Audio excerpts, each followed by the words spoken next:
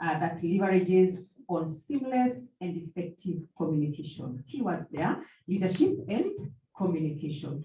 Why the end results and what we need? High performance, isn't it?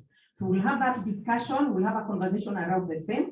And to just start us off, like I've said, we will have the two speakers speak up, and then we'll have the questions at the end. If you have any question as we proceed, please just note it down. Then when that time comes, we will be able to give you an opportunity. So we'll start with the first speaker. And our first speaker is Mr. Tom Gitovo, the Group Managing Director and Chief Executive Officer of Britam Holdings. So Tom is an accomplished financial services professional and draws a lot of wealth of experience in the insurance industry. He has sat in very many boards. He has a lot of experience and certified in his work.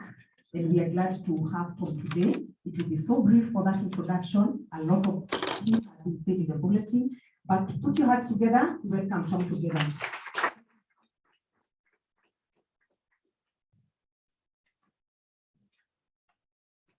Thank you very much, Madam Chair.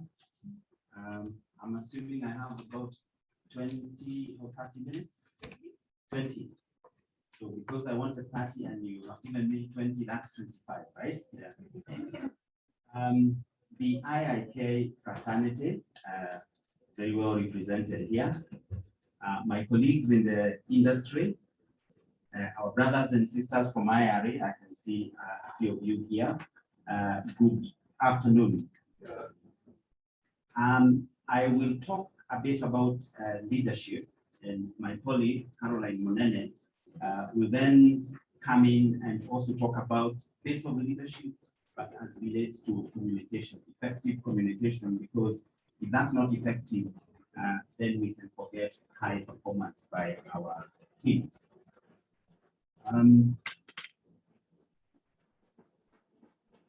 My clock has not started ticking because my presentation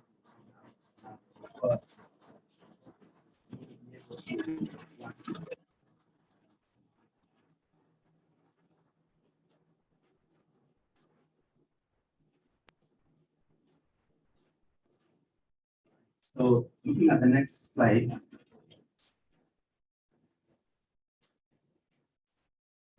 as I said, I'll talk about, generally about leadership, and then Caroline will come in and see how that leverages on communication.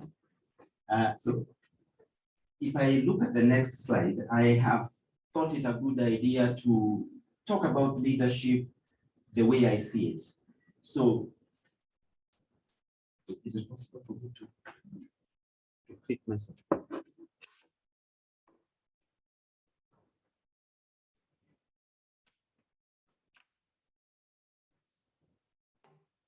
Sorry, guys.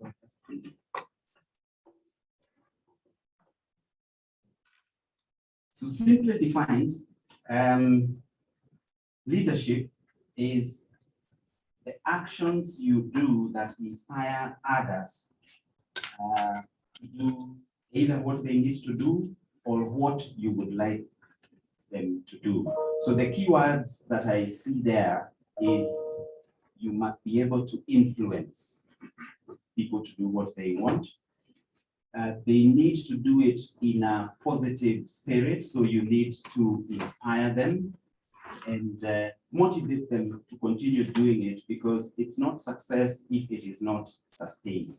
A one flurry of success followed by long periods of non-performance cannot surely count as success. So therefore, a leader needs to motivate, and some of the things you need to do to motivate is you need to be energetic.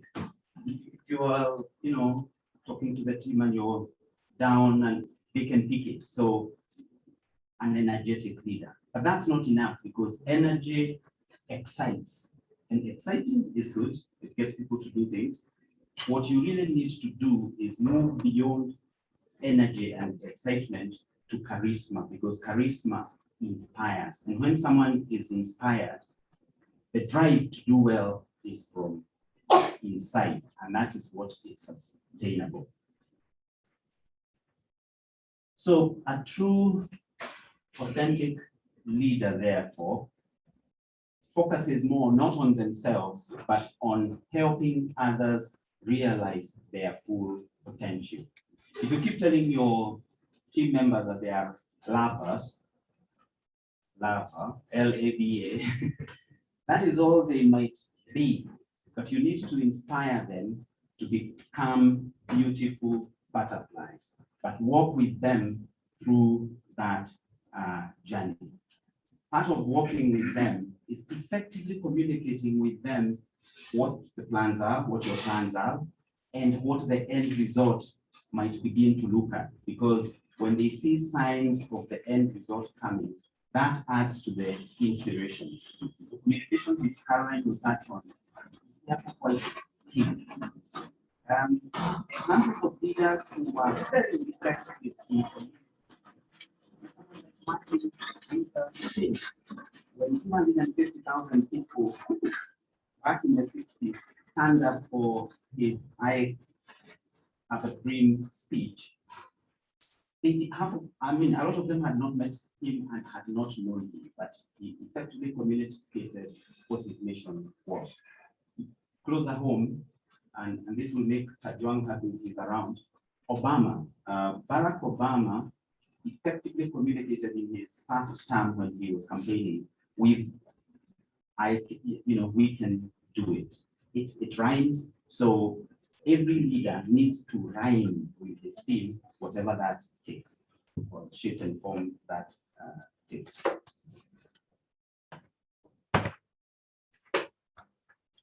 I'm sure this is a question that has come to you or to your mind at various points. Is leadership an art or a science? If we had more time, it would have been interesting to hear what some of your views are, but we don't. So if you're in the category that considers leadership as a science, then in science, things get better.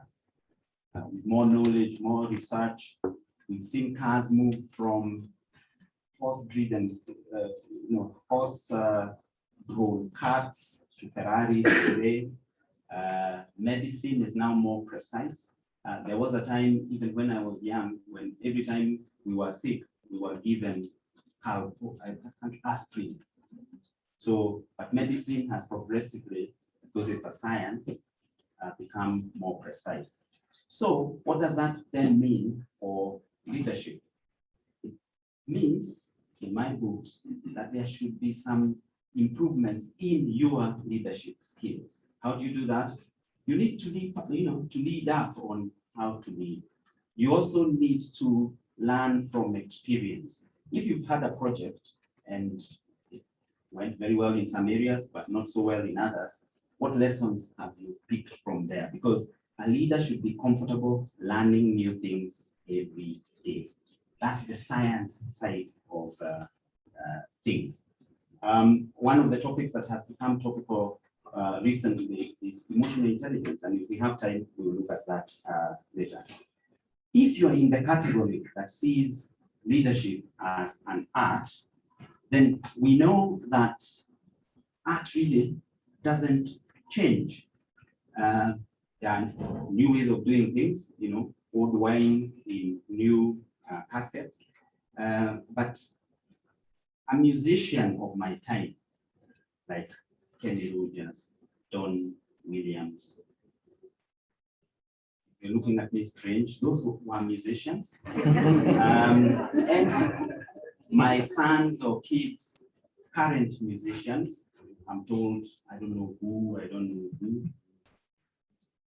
It's not an argument either of us can win that my musicians were better than current musicians. It's an art. There's different ways of expression, but it's an art. A piano player back in the day is as good as a piano player today.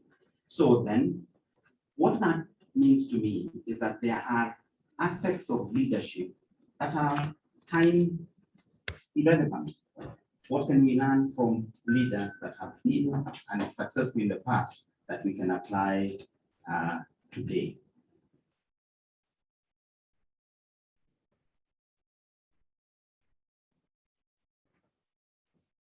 I come back to this word, authentic. If you have been in any meeting, you can very easily tell someone who is in that meeting because they were asked to come. There's something you can feel. They say, I don't know whether Caroline will touch on it, that communication is 97% or thereabouts, some 90% something. Visual, seeing, feeling, and very little is the words you speak.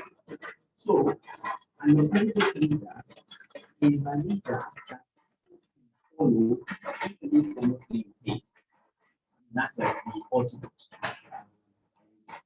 You can get yourself where you are on that spectrum.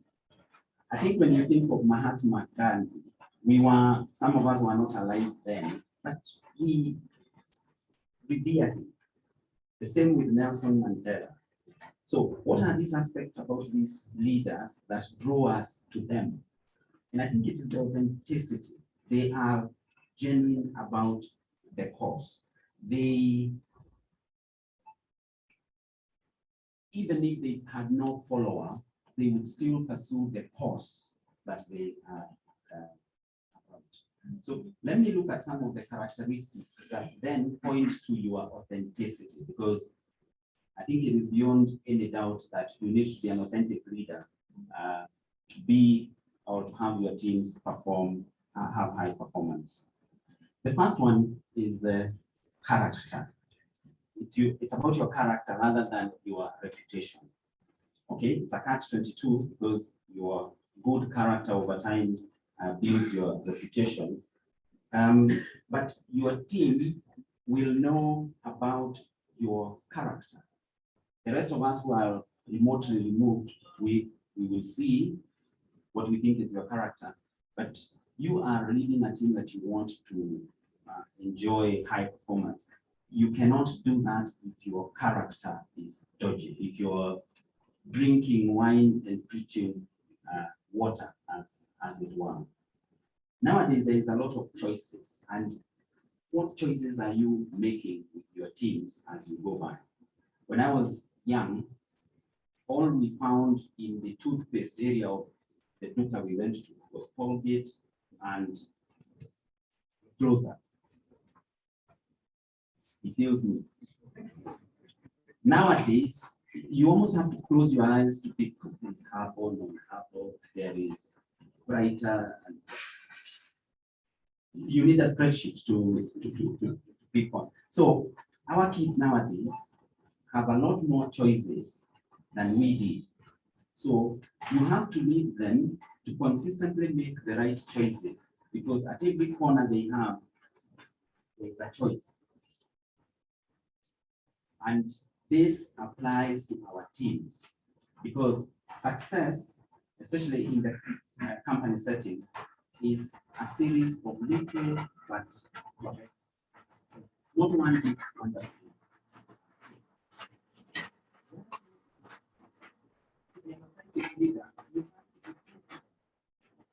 Now, confidence does not come by putting on a brave face. Confidence comes from investing in knowledge. How does this knowledge come?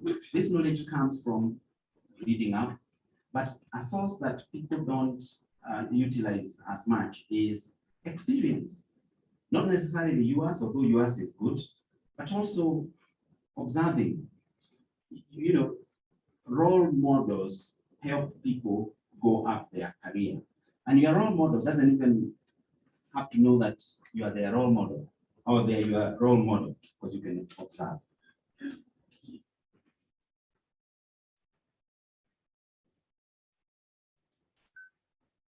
You cannot be an authentic leader, and therefore your leadership will not be effective if you're not compassionate.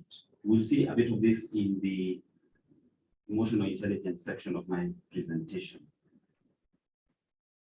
I mean, forget making it in life or succeeding in life if you do not work well with people. Fine, we know people who don't work well with people and they have progressed, but there is a limit. I believe they can do a lot more if they work good with people. So you cannot be good with people if you are not compassionate, empathetic. And then you have to be consistent. Your team members have different capabilities, experiences, and so on. You must not be seen to be favoring some over others, because that compromises the results that the team can achieve. And consistency is not just in how you treat other people, it's also in yourself. If something didn't make sense to you yesterday, and then today it seems to, communicate with the team why that is. Why have you had a change of heart? If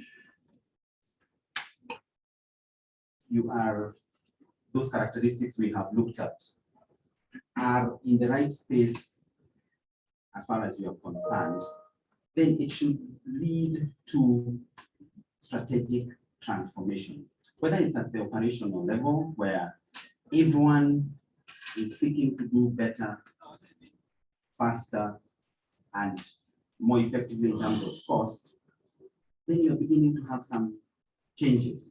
And then you are on your journey towards high performance by your team. The next level is where the change that has resulted from your leadership is actually fundamental. I still struggle to remember that Safaricom was a part of, where did Safaricom come from? Telkom. Because of how differently it does the same things. Communicate. Instead of money, how are we sending money data? Money orders and so on. Now it has. So it has fundamentally transformed how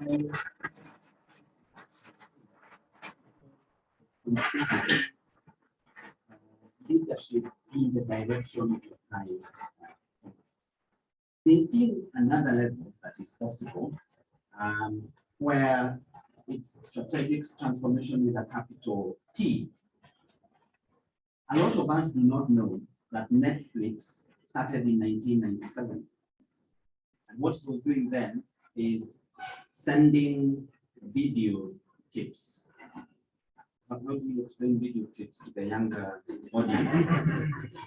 They were things that had a film inside that you stuck in something, and then you saw a movie on TV. So the cutting edge difference it introduced was, instead of you now going to the video library store, they sent it. To today, where it's a digital company. In fact, a lot of us think that Netflix started the other day. That's strategic transformation with a capital T. Equity Bank was a building society, so it was still in the money business, but it is so different and respected worldwide today. So in summary, then, if done well, your leadership will result in these three levels of performance, and that is increasing as you go down. It's also possible to do the other way. A leader does not necessarily have to be in positive change.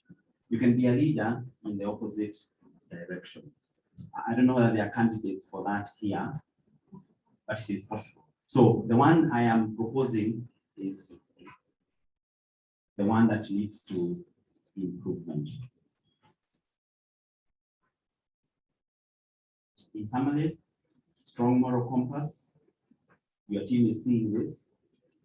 Balanced processing, reward, appreciate, recognize, but at the same time, reprimand where that is necessary. Transparency within the team, and you need to be aware that what you say and do impacts your team. So, one of the things I have done on this slide is I have tried to summarize what makes for a high-performing team. And just picking a few, you will see that there's quite an element of how you are perceived by your team.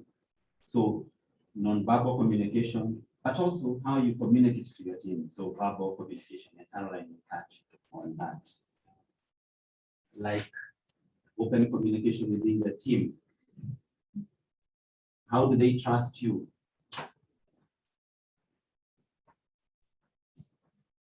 You often cannot resolve a conflict without talking or discussing. So communication as well, but also being authentic and dependable. So I'll quickly look at some of these in a different way. Your team cannot perform highly if it is not collaborating. It's your role as the leader to ensure collaboration happens. Innovation is not just super duper things, somersaulting robots and so on. Innovation is doing something simple, more efficiently, differently. It can be incremental. It doesn't have to be one huge, and encourage that in the team. Companies make mistakes by hiring or starting an innovation department. How can you have an innovation department? You could, as long as they are then tapping into the rest of the business. Because even the little person down there has the ability to innovate by daily interacting with clients and seeing what the clients are after. And if we are not doing it, feeding that back through. So as a leader, you need to encourage that process of free communication within the organization. And that could lead to innovation. Agility. I mean, post-COVID or during COVID, no one needs to emphasize agility. Everyone knows that. Communication comes in again. But you also have to support your team members in their not just work needs, but also in their personal needs. That's where that empathy thing comes again that we talked about. Most people ignore the work environment as, you think people can do well without, irrespective of the work environment, but it is the leadership that can influence how the work environment looks. I am sure you will get this in, you already did that, so don't rise up. What is emotional intelligence? In 5 minutes, because that's what that greeting said. Emotional intelligence means that you are self-aware, that what energy levels you come to work with impact your team's performance. It's empathizing. You need to be aware as a leader that there are things you don't know. And it is not illegal or belittling of your leadership to not know everything, because that's why other people exist. So don't be threatened by someone in the team knowing more about an area than you do.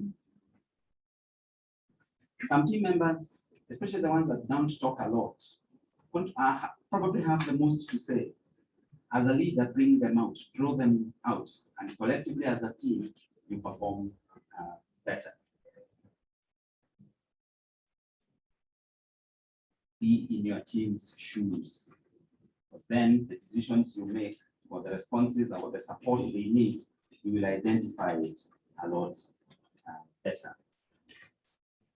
You might as well forget being a leader if you can't motivate your team, because how else will they do more than their day job or more than they think they can? Motivate your team. But we said earlier, it's not enough to motivate them, inspire them.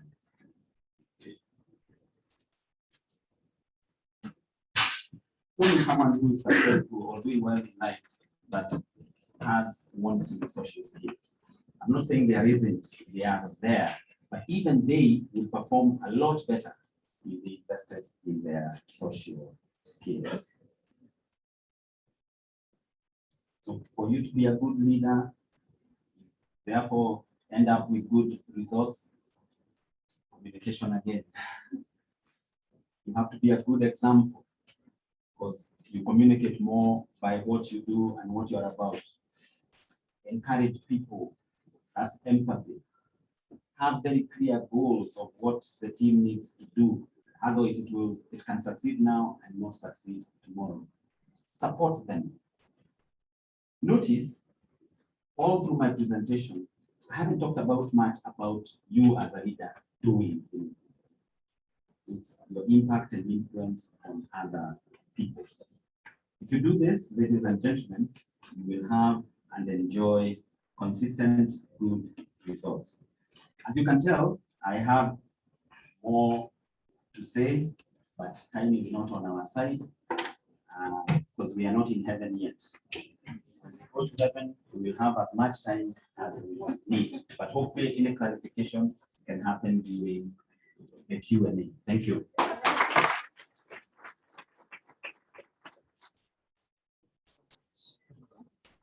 So sometimes 20 minutes are 5 minutes. Huh?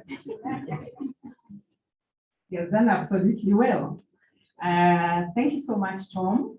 I am sure we'll continue to interact with you over lunchtime and probably today, tomorrow. In summary, what Tom has said is that we are on a journey with our teams. And he says that journey is a journey of moving from a lava, and to explain lava. You know, A, B, A. We are together? Yes. So it's a journey where we are moving our teams from being a lava to a beautiful butterfly. So Tom says leadership is about influence, inspiring, and motivating teams. A leader must learn new things every day. There should be improvements on your skills, if then you have to make it as a leader. And he has touched on very important issues, the importance of character for leadership. He has also said, if you build your confidence, you have to invest. If you want to build your confidence, you have to invest in knowledge. So very key words have come out from there, and some of them were words like innovation, part of leadership, trust, agility, support, and empathy. And he has done well. A clap for Peter. Sorry for Tom. So sorry for that. And we want to proceed to the next speaker, Caroline. Give me time to introduce Caroline. Again, very, very briefly. Madam Caroline Munene is the Executive Director and Founder of GPC Consulting Limited. And Caroline is an independent certified speaker, a coach, and a trainer by John Maxwell team, and therefore a certified Maxwell DSC method trainer. Caroline has a wide experience over 30 years, and she has also been at the leadership in various boards and has held very key roles in leadership. So I also want to leave it there for Caroline. We can get to understand her more better from our booklet and as she proceeds. So Caroline, I had for her.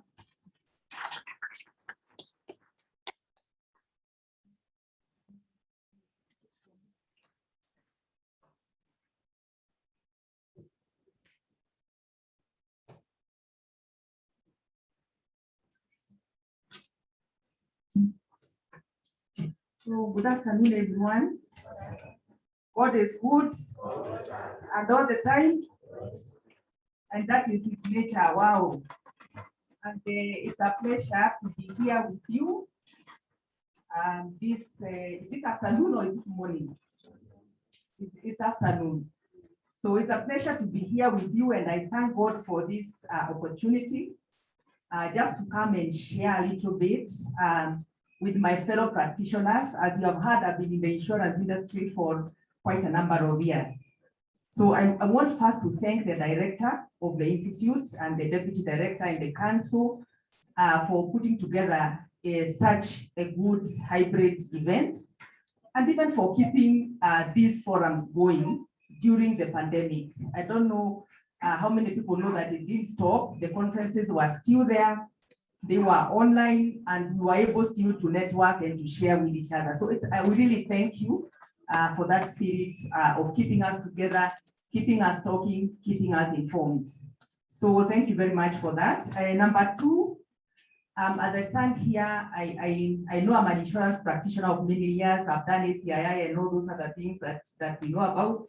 But I just want to let you know that my passion is really in training, and it's in training leadership and training communication, training strategy, training teams on teamwork, and training on self-development for people. That's really where my passion lies. And I must say, in my years in insurance, I had an opportunity to really practice that. So I thank the insurance journey that I've gone through those many years, because during that period, I was able to get in touch with what I love to do and what I love to train on. So I really have a passion for this area. Now, number three, I just want to thank Tom for such a good introduction on the topic of leadership. And the topic of leadership is so wide that I hope one day, because of how important it is, we insurance professionals will create time, a whole day or 2 days, to speak only matters of leadership. Because we have canvassed a lot on technical issues, on insurance issues, on strategy issues, on climate change and all the other issues.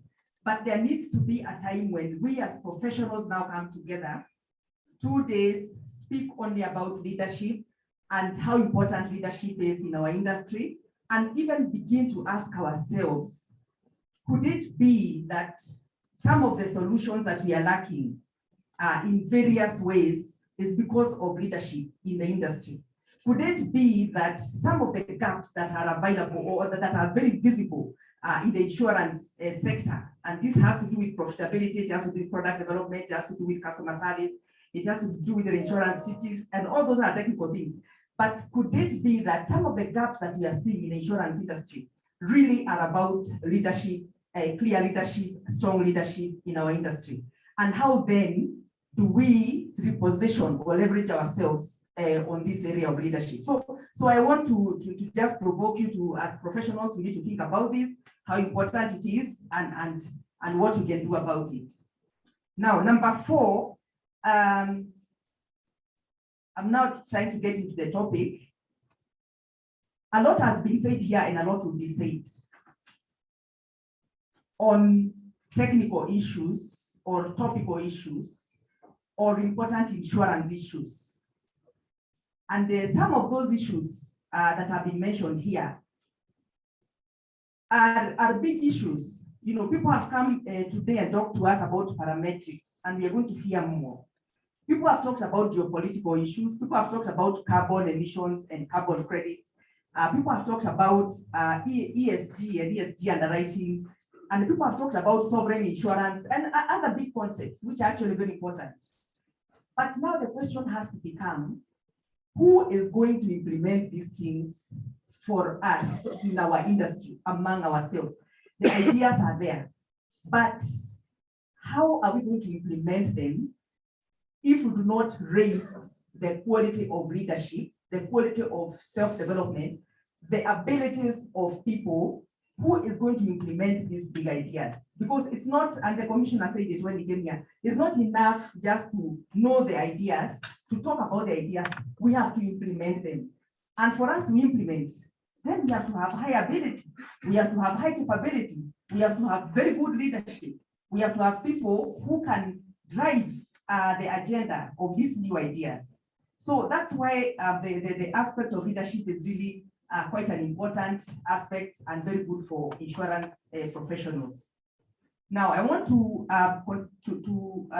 get into the meat of the topic, and I've really already been introduced here. And I must say, my career has taken me through a lot of hoops, a lot of journeys, a lot of discovery. And I must say, I started on very many angles in the insurance industry, on the technical side, on the marketing side, on the customer service side, all those areas. But finally, the journey became about leadership. The journey and the question became, how can I be a better leader? How can I improve my leadership ability?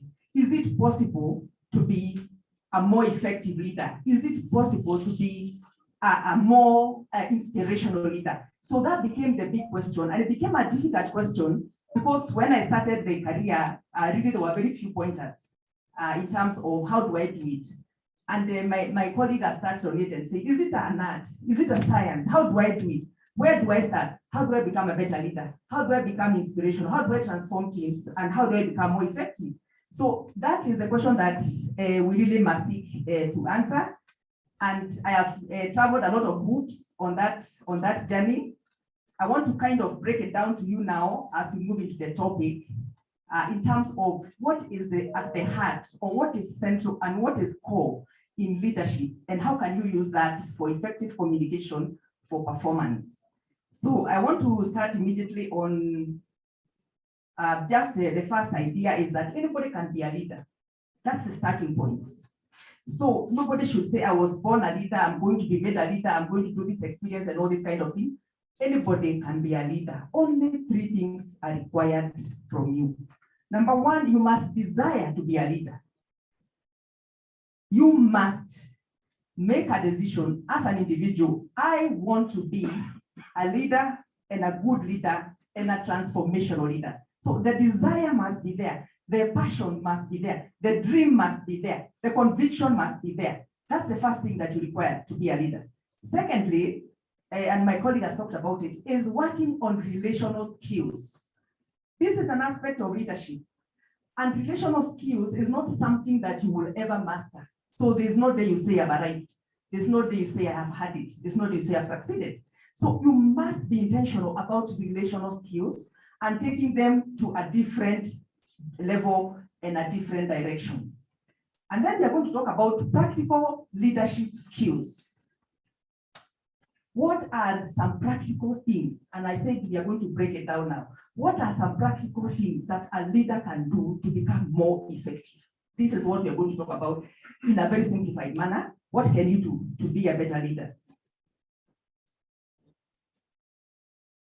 So, as I've already said that you must decide how you're going to show up as a leader, and you must walk the talk. So, you must get to a place where you make a decision that I'm going to have my own leadership journey, and I'm going to show up as a leader, and I'm going to identify things that will be central in my leadership.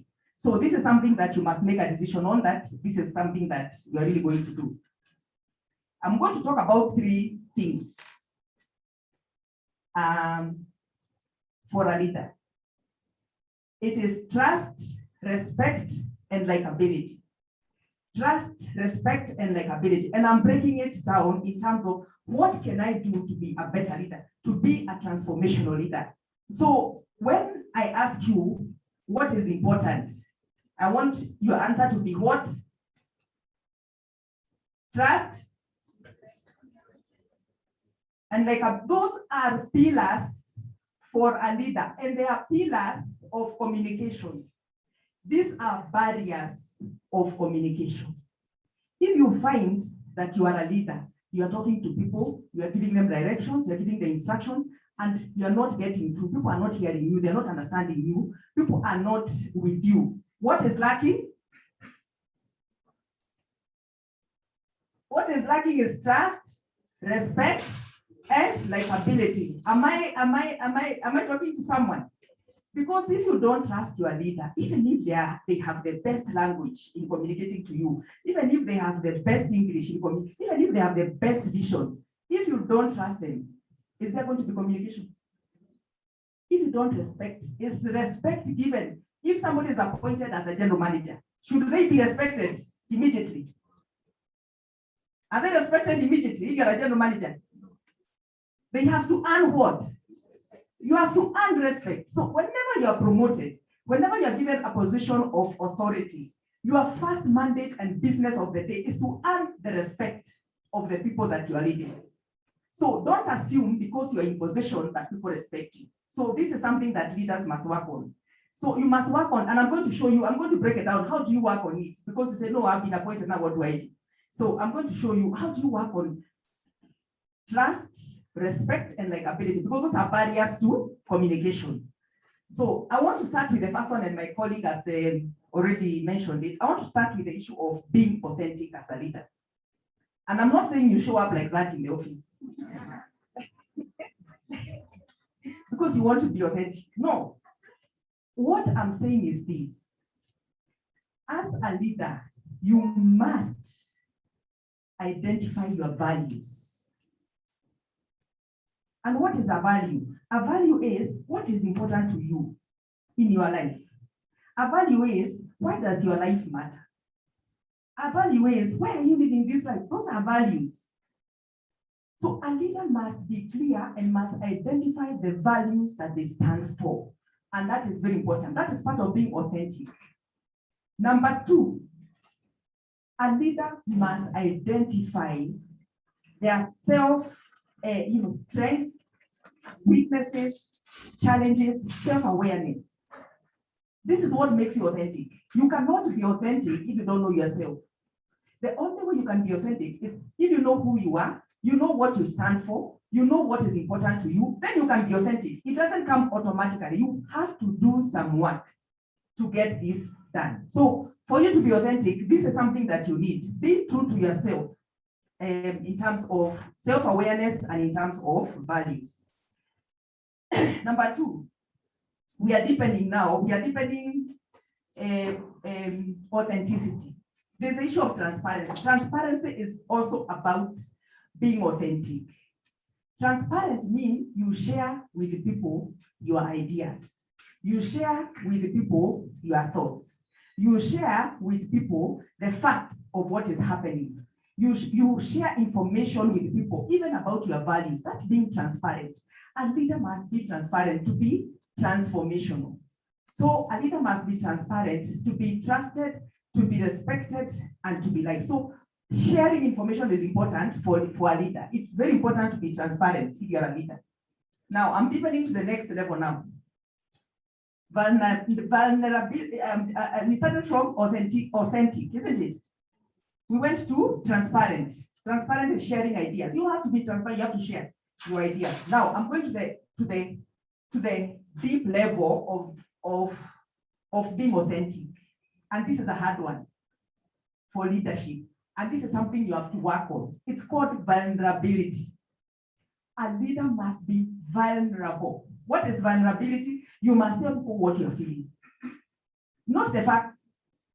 You have to tell people, this is how I'm feeling about such and such a thing. This is what I'm going through. This is how hard it is for me. This is how I'm, pressure I'm having. This is the frustration I'm having. A leader must be vulnerable to people. And this is a hard one, especially if you come into leadership or you're just being promoted. And because from our time, we were taught to have a very hard face when you're a leader. A leader is not supposed to have these cracks of, I'm not feeling well. A leader is not supposed, a leader must share their feelings. It's very critical. Does it make you vulnerable? It does, isn't it? Because what could happen if you share your feelings with people? When you tell people you're not feeling well, what could happen? People will come for you, isn't it? That's corporate world. Yeah? Vulnerability means that you'll be open to attack. You can be attacked by people. You can be attacked by somebody because they know now you are at your lowest, you are feeling low, you're having all these issues. So it's important to accept there's a risk to it, but being vulnerable is part of trust, respect, and likability. So being vulnerable is actually really very, very important. Now, I want to talk about likability a little bit more. Failures and successes. We as leaders, can we be sharing both? That where we have failed, can we let people know we failed? It's okay to fail, even as a leader. And this is the only way you can earn likability from people. When a leader only projects successes, when a leader only projects what is good, when a leader only projects the strengths, this does not allow people to embrace you as a leader. It blocks you from other people. It makes you inaccessible to other people. It makes you not relatable to other people. So a leader must share both failures and successes. Because when we are leaders, sometimes we only want to tell people we succeeded, that we have never failed, that things have never been bad, that we've never been harassed, that we've never been depressed, that we've never been, we must show these things to people. The issue of failures must be a teaching point for people that I failed in this, and this was my lesson. And that's important for a leader because you're talking about trust,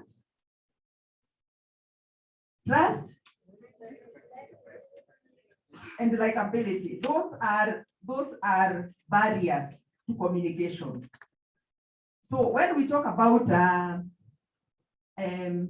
likability, when we talk about failures and success, what we are saying is, please let's also as leaders be able to show where we have weaknesses, where we things that depress us. We should be able to just be, forthright about it. What depresses you, and the things that you don't want anybody to see. These are things we should share with people, and it's very important in leadership to be open, so that you can be what you call a transformational leader, and so that you can also improve on communication, so to speak. Now, just quickly, what can you practice? How do you go about it? How do you go practicing authenticity? Develop as much information about yourself as you can. Always wait before speaking. I know sometimes it's hard for leaders, but always wait before speaking. Even when you want to speak, give yourself a minute or 2 minutes. That's part of being authentic. That's part of gathering data. That's part of gathering information. So regulate before you talk. That is part of being authentic. Then mention others. Be curious. Be the person who wants to know about others. Be the person that gives credit. Be the person that finds out information about other people. That's part of being authentic as a leader. And then embrace conflict. Leadership is about conflict. Leadership is about challenges. Leadership is about arguments. Leadership is about people coming and not having a common ground. That's what leadership is about. So don't run away from conflict if you're a leader. And I know some personalities. I know even in this place, if I ask what kind of personalities I get, there are some people who run away from conflict. They don't want. Who among us here doesn't like conflict at all? Raise your hand. It is one. Some people are just afraid of conflict. They don't want, this issue of people coming face to face and exchanging words and exchanging this and exchanging. They don't like it. They don't like that environment. But as a leader, be comfortable. Teach yourself to be comfortable with conflict. It's just part of being a leader, and some personalities are not very comfortable with that, but it's important to be comfortable. Now, I'm moving out of this now, going more a bit into performance and communication. And just in closing, is to say being vulnerable, not being a big, strong, being vulnerable, it builds respect, likability, and trust. And it's important. It is risky, it is dangerous, but it builds trust. Now, if you put up walls, because some of us, that's how we were taught when we came into leadership. We were told people must never see you suffering, people must never see you sad, people must never see you having problems, people must never. So we used to put up walls. So when somebody is with Caroline, you can't even know who is Caroline. You can't tell what Caroline is going through. You can't tell the issues that Caroline is. That's how we were taught. Put up walls. Because if you don't put up walls, we are told people will come for you. But the reality of leadership today is that you don't need walls. The reality of leadership today is that if people cannot come close to you, yes, they can't hurt you, but they can't help you. And a leader needs people. A leader needs to be held their hand by people. So putting up walls drives people away. So you have to find the balance to remove the walls so that people can come, to where you are as a leader. So finally, as I move out of that topic of working on yourself as a leader, the point here is be yourself. Be genuine, be authentic, know yourself, be authentic, and display yourself to people the way you are. You should have no apologies about your personality, about your traits, about your weakness, about your strengths, about your limitations, about your fears. You shouldn't have any apologies about that. Be yourself, be authentic. Leadership is about an authentic leadership journey, not leading like anybody else, leading from yourself, leading from who you are, leading from your strengths. That's what it's about. Just be yourself. That's all. Now, a little bit more about communication. as a leader, when you're communicating roles, a long time ago, people used to be given job descriptions, and you are told that's your role. Your description is this and this, and you sit down and do your work. This is what you used to be told. And sometimes you would not even understand, and then you'd have to ask your neighbor, what did they say, and what am I supposed to do? Leadership is about communicating people's role in a meaningful way. Very, very meaningful. Very meaningful way. What is the meaning of the work people are doing? What contribution are those people having to the organization? It is no longer an issue of data entry and all this kind of thing. So a leader in communication, bring the meaning of the role to the people as you are discussing with them. Let them know how important that role is in the overall picture and in how it is helping the organization. Number 2, flexibility. Communicate with people with respect to them being able to be flexible in their role. Tell people what to do, but don't tell them how to do it. Let people find their style of doing things. We want everybody to work the same way. People don't work the same way. People are different. People have different styles of working. So allow in your communication and engagement with people flexibility in terms of how people do their roles. So this is very important because it brings relevance to what people are doing. Yeah, people have different abilities, different personalities. And then people want a vision. A leader must cast a vision. People want purpose. People want a mission. So people want to know what is the vision and how does it change the lives of other people. People want to know how important is the work of that organization with respect to the impact it's having on other people. And it is a leader's job to cast a vision, to show people in color what is the importance of this organization. And I know as leaders, we have a problem sometimes when we are casting a vision because we go to the vision statement and the vision statement. What's the vision of the company? You go to the vision statement. It is to be the best insurer in Africa. Is that a vision?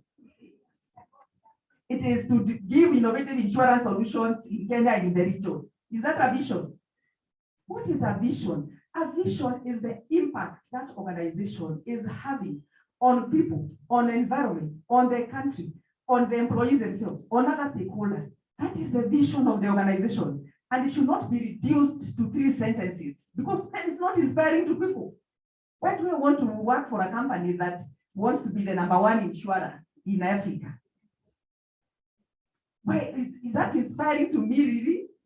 But I want to work for a company that says it's changing the lives of people. It is making people's lives better. It is providing solutions. It is uplifting people. It is encouraging people. It is working in people. I want to be part of that organization. I don't want to be part of the normal vision and mission that we have for companies. So inspire people, and that is your work. Paint a picture as a leader of what is the vision. And then also, what is the work of a leader when you are communicating? Define reality for people. Give people goals that are realistic. And give them also the outcomes of those goals. Yes, your target is 10 billion shillings. That's what we normally tell people. You have a target of 2 million, you have a 3 billion. What is the outcome of that goal? How does it impact the organization? How does it impact people? How does it impact the other? So give people a reality also from an outcomes perspective, not just goals and targets. Sales targets, and all of us have been in this drill of just giving people targets and targets and targets. As I'm coming to an end, we normally, as leaders, I know we kind of feel that people don't want results. That's how, if you ask leaders, they'll tell you, people are not interested in results. But it is a way we communicate results to people that people are not interested in. I know the language of results. We are telling people about, the gross written premium. We are telling people about the claims data. We are telling people about management expenses and all this kind of stuff. We are communicating results in terms of data. That is not inspiring to an employee. We need to start communicating results in terms of outcomes. What difference has it made that you came to work that month? What difference did it make anyway to anybody that you are at work?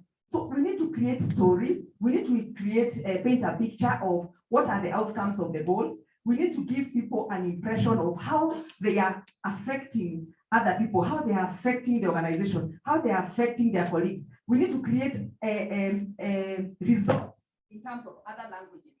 Because what I believe is that insurance sector has been infiltrated by accountants and finance people.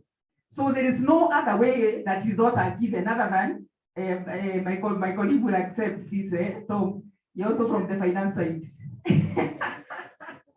Results are always given in terms of balance sheet and P&L and working capital and all this kind of stuff. So let's create another story, because people understand results also from another perspective and not just data and not just statistics. And I'm sure the salespeople who are here will agree with me that sometimes you're tired of all those, whatever people are telling you about, percentage, whatever. Are there salespeople here? Do you agree with this theory? Yeah, too much statistics, and then it doesn't really communicate the actual result. And then finally, in closing, I want to say about recognition. As a leader, when you're communicating, it's important to recognize people. It's important to show gratitude for people. It's important to really make people know that you see them, you value them, that you know their contribution, and you know where they're coming from, and you know where they're going. You need to really be able to recognize people. People like to be remembered. This is something you should do as a leader. Whenever you're conducting meetings, whenever you're with people, remember things that are important for them. Remember their birthdays. Remember, it's important. It looks small, it looks mundane, it looks insignificant, but this is what inspires people. This is what creates connection. This is what creates what you call trust. It creates respect. It creates likability. And those are barriers to communication and barriers to leadership. So these are some of the ways of curing that. And then inspiration. I'm closing now. This is the last slide. How do you inspire people as a leader? There's an equation there. How do you inspire people? What people know? What do people need to know for you to inspire them? They need to know that you understand them and are focused on them. That's what they need to know. You understand and are focused on them. What do they need to know? They need to know that you have high expectations of them. You need to see the potential of people as a leader, and they need to know this. And then what do people else need? People need what people see. They need to see your conviction, and they need to see your example. You must lead from being authentic. You must lead from conviction. You must lead as an example. People want to see what you are doing, not what you are telling them. Are you doing the same things that you are telling them? People need to see these things, your conviction and your example. And finally, what do people need to feel? They need to feel your confidence and your gratitude for them. They need to know you are confident and that you are grateful that they are there, that they are part of the team, that you're grateful for their contribution and what they are doing. So this is how to inspire people when you're a leader. And that's a very simple, very simple formula on how to do it. And my time is up. I would have spoken. I can speak for a whole day. Next time you will give me a whole section, morning section. And this topic. Thank you very much, and thank you very much.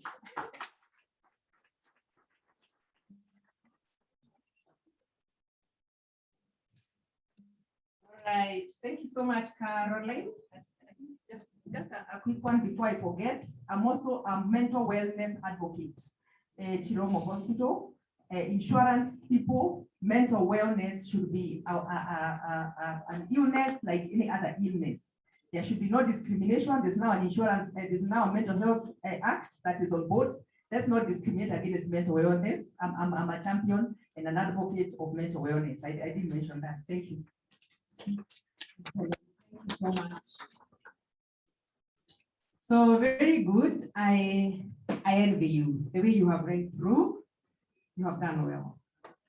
With that very limited time, and you have delivered. So what Caroline is telling us about integrating communication into leadership, she has mentioned about 3 key areas about authenticity, transparency, and vulnerability. And she has done so well in explaining about it. It's about values and how much you are aware about yourself and how you have to share your feelings. And that is very good for all of us. Eventually, she has linked what she was talking about to what Tom had told us about trust, respect, and likability. So making our leadership authentic is a journey. That is what we get from Carol. And that if we have to keep dealing with people, then we have to be flexible. Communicate your vision. That's what Carol is saying. Communicate clearly, inspire. Let your communication, your vision be inspiring enough to make an impact. And I think that was very good. It makes all of us want to go back to our visions and evaluate them again. Everyone here knows their vision. You need to check whether it is causing impact. That is what Carol is telling us. And I think I really appreciate that. And she also says communicate results in terms of outcomes. I also like that because within outcome, of course, is impact. If you have to achieve outcome, then you better show the impact. And that is excellent. Finally, Carol says, just be yourself. And I think that was very good. So again, let us just appreciate Caroline as we take the questions. I'm going through the online team. I had the questions from there, where I can see that the teams at the online are engaging with us, but I haven't seen a question from there. Maybe we can have questions from the floor. I have like 10 minutes. Please allow me 10 minutes to just be able to close this one. And as you prepare your question, I want to pose a question to our panel. A very interesting question that we spoke about leadership, whether leadership is an art or a science. And that made me think about the view we would have in terms of what we say and how we say it. And maybe to our speaker, Tom, I would want to pose a question. In your view, Tom, what a leader says, is it important? This is my question on behalf of the audience. In your view, is it important what a leader says or how they say it? Tom? Thank you, Madam Chair. I didn't know I could ignore your flashes to sit down. I would have extended by 10 minutes, but I'll do that another time. All right. Both are important because the content of what you are saying should be A, clarifying a cause that you believe in, or answering a challenge that the team is coming up with. But if I was to take one in place of the other, Madam Chair, how you say it is more important. The example I like giving about body language is how you can visit a married couple and they are fighting and they continue fighting in your presence, but they're saying nice things to each other. Baba Nani is so responsible, you can't believe. But they are fighting. You get what I mean? So if you have to pick between how a leader says something and what they say, how they say it is extremely important. But as part of building your authenticity journey, as Carol said, you also need to believe in what you are saying. I hope that, Madam Chair, answers the question. Very good. And thank you very much, Tom. I think they're both important. He has put it very well. You will want to consider what you're saying and also how you're saying it. And that takes me to a question that I will now direct to Madam Caroline. Now that we have to say something, the way we say it and how we say it also matters. Within the generation that we are in right now, you know, leadership, and you have told us something very important. You said that, I think it is Tom who said there should be improvement on leadership skills. And you have also said it because I think you kept emphasizing about growing as a leader. And you will realize that as generations are changing, isn't it? As generations are changing, the view about leadership also changes. We have come from, we began with a generation called baby boomers. Are they baby boomers? Whoever gave them that name, whatever they meant, baby boomers. Then we have moved over generation Y, all the generations, but we have this one generation that is actually seated here, called millennials. Are you there? Born around 1980 what? Around 1981, they're here. They're around 40 years or so, but they're in leadership. And we are seated here with so many of us.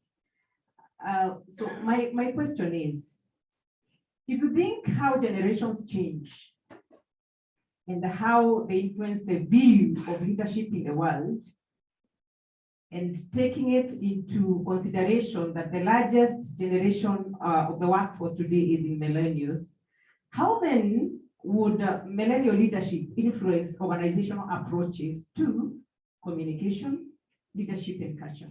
Caroline. Okay, first of all, that's a very long question. So I think just to summarize is to say leadership is situational. And the situational means it is the work of a leader to read what is required and to change their styles accordingly. So one of the roles of a leader, which is a very difficult role, is flexibility in leadership styles. A leader cannot have one leadership style. A leader should have what you call situational leadership. So if it is a millennials, then they will interpret it from their perspective and what is required in each situation. So one of the toughest skills of a leader is knowing when to be flexible, when according to the environment. And that is why your own self-development is very important, because self-development gives you what you call flexibility in leadership. If you don't develop yourself, you cannot be flexible, whether you're a millennial or you're not a millennial. So I think the agility, the flexibility of leadership is critical skill that, of course, can serve even the millennials. Thank you so much, Caroline. I haven't seen, I'm waiting. If on the floor you have a question, you'll just shoot up your hand and I'll see. I'll take maybe 2 questions from us. And as we proceed, I have a question from the online to either of you, Tom or Caroline. There's a question here someone is asking. Maybe Tom, you can take it first and Carol can chip in if need be. Someone says, where does a leader get energy during unprecedented and unexpected, difficult, and time-sensitive crises that we have never faced before, e.g. COVID-19? COVID-19. It's about energy. Yeah, where are people finding energy from in such a time? Tom? It's an interesting question, to be honest. Where does the energy come from? Everyone at every stage needs a support structure, because you will never have enough, or you can, your day job can drain you so much that you need a support structure. And I think this is where emotional intelligence is coming in. Just being vulnerable, like Caroline said, and actually sharing with some of your peers or colleagues what you are going through. Listening to what they say when you now ask them, because if you believe in the bigger cause that your institution exists for, what ill are you solving in society? Chances are that the bigger reason why your organization exists, beyond just the mere statement of your vision, is compelling enough to you to still find energy to do it. But it's not easy. You have to have a support structure, talk to people, don't be a loner. This can be very lonely, and you will therefore not be able to lead your your team. It's appreciating that you do not have all the answers and being okay with not having all the answers, and actually bringing up an issue for discussion with your teams or with your support structure. Caroline, you have. Yes, Caroline, you can chip in. That's about the support system. Thank you so much. Okay, my angle is the angle of the passion. Passion lights up energy. I want to implore you, find your area of passion. It's, this corporate world can kill you. I've been there. It can kill you. It saps your energy. It takes it all away. You have a lot of energy. You go in the morning and then somebody comes and just takes all that energy out. Sincerity. You are going about your business. You get in there. Immediately 10, 15 minutes, no energy is zero. You feel like going back. The corporate world can finish you. It can kill you. So the only way insurance, I feel it is your passion, something you love to do, something that comes to you so natural, something that excites you, something that you feel speaks to your heart, it speaks to your soul. And when you find that thing, practice a little bit of it every day. Even if you're in the corporate world, find a way. Practice it every day. It doesn't matter what it is. Even if it's big. If you have to bake, practice it every day. Find time to bake. Find time to, if you sing, if you are a singer, find time to sing. If you love playing drums, find time to play drums. This is the thing that will save you from the corporate world. It is vicious. So, but if you find your passion, it starts unlocking your energy. Slowly by slowly. So, to me, that's how I survived in the corporate world. And that's how I'm surviving even now. Because certain people can take you out. Like a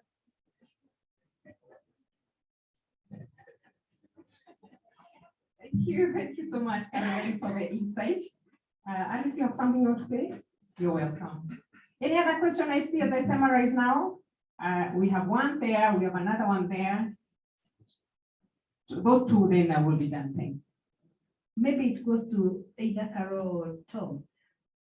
As a leader, how do you find your space when you have a boss or a leader who not only assigns duty to you, but also dictates how it should be done? You've told us to be ourselves. How do you become relevant, and how do you show your likability, or how do you bring about your likability if your boss is all over you?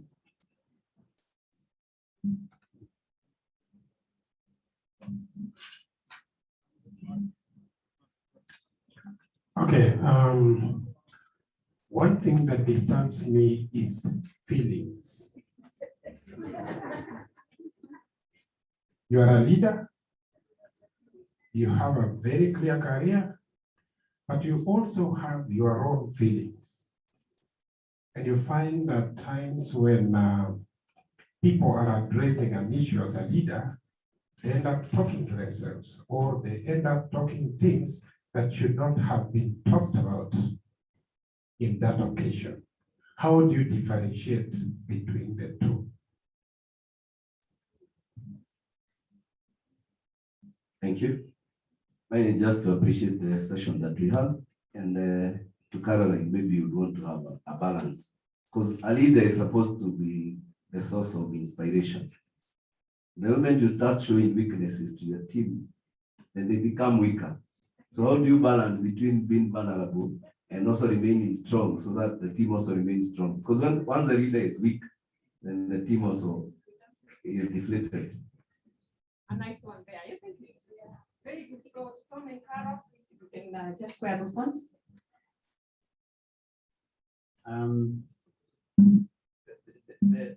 The idea about a toxic boss is an interesting one, in the sense that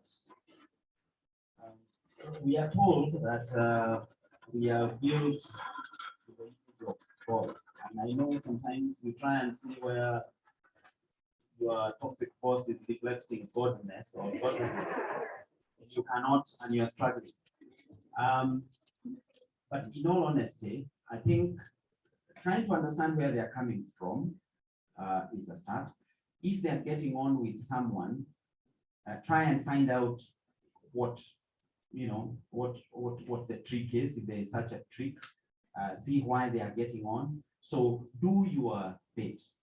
At the end of the day, and you might not like what I say, at the end of the day, if it is not working, it's not written in the Bible that you must work there.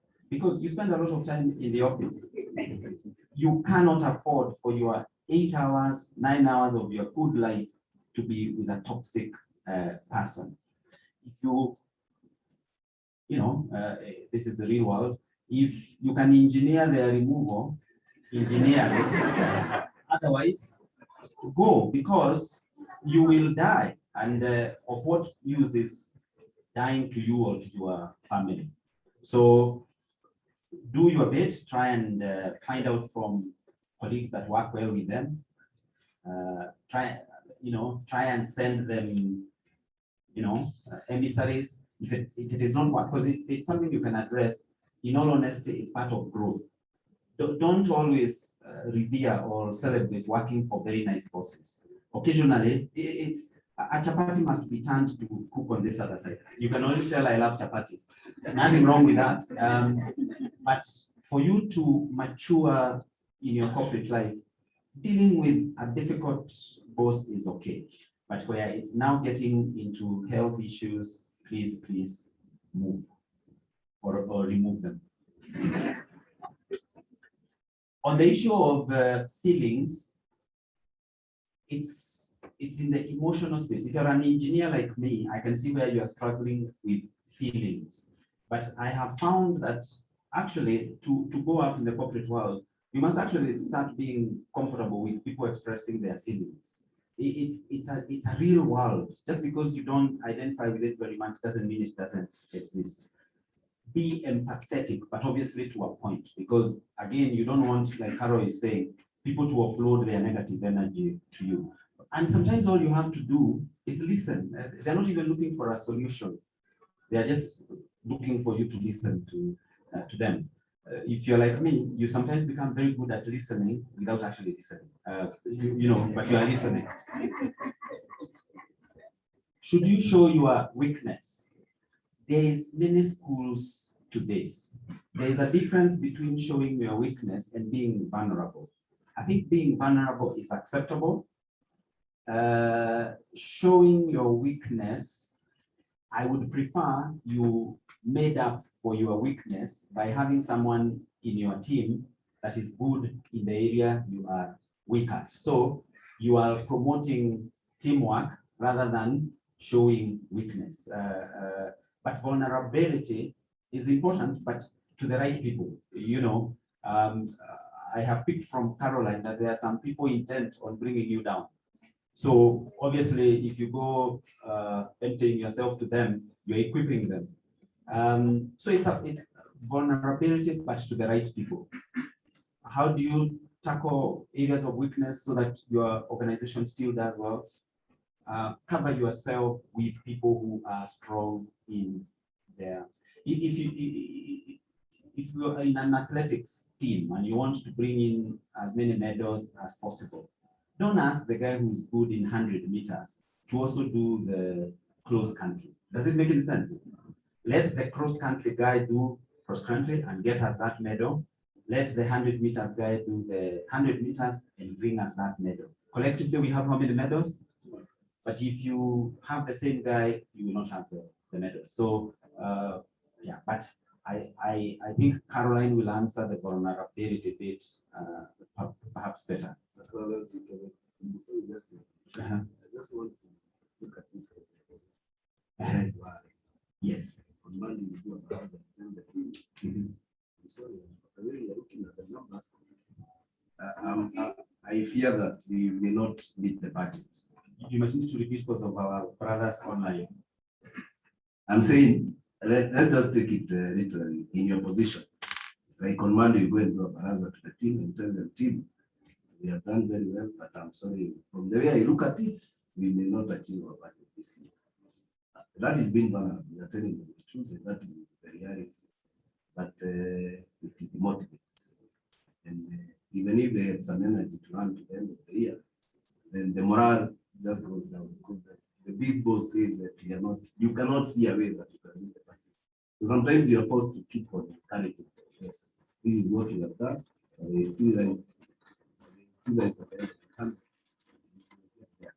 So that you keep the team morale up. Yeah. What I would change in your example is you don't say that to everyone. You know, because you kill the organization. But this sales team or the division that's not doing well, surely there's a reporting structure. So you have a one-on-one with either your management team or with the person responsible, because and it is not in the context that you will not achieve it. Why are we not where we should be? What should we do? What tact should we change? A leader should get people to to find a solution, not for them to be desperate and lie on their back and expose their stomachs. No, it's how, okay, this is not working. How else do we do that? So that's the difference. Don't be vulnerable in a town hall. That doesn't make sense. Very well spoken. I think that's very good perspective, and thanks for the clarification. So Carol, about likability. So I will just comment on feelings. And I want to say, a leader needs to inspire people. Being a human being to people is inspiring. When people see your cracks and your areas of challenge, it inspires them, it connects to them, it fuels them, it energizes them. A leader, by sharing their feelings, sometimes when those feelings are probably negative, the reason you share the reason you share feelings is to encourage, not to bog people down. You are showing them that this is the situation that is here right now. We need to acknowledge as it is, because a leader must define reality. But simultaneously, you are looking ahead and you are giving them hope and you are inspiring them. But you must acknowledge what is there. You must acknowledge your humanity. You must acknowledge the effect some of these things are having on you, even in an organization. It's like when you're not meeting targets, when things are going down, there are too many things. I mean, you really must accept as a leader, this is not a good time, and I'm not in a good place, and I don't feel good about what's going on. And there's nothing wrong with showing your humanity to people, because when people connect with you, you inspire them to action and you release energy to them. But remember, the distinction is you are sharing to encourage. You are not sharing to pull people down, to tell them it is hopeless, it can never be done, it is not possible, we can never make it, this is too bad. You are sharing to say, we are here now, but we can move, we can go ahead, we can make it. But this is where we are, and this is how I feel about it. And I don't feel good about it. There's nothing wrong with that. You're just being a human being. People connected. Very good. So thank you, Carol. A clap for Carol and Tom. I think you have done well. I wish you had another 1 more hour. We would still have made it, isn't it? So I want to appreciate all of you for your time. It was nice hosting all of you as the session chair. Thank you so much, and have a good afternoon. Thank you very much for the excellent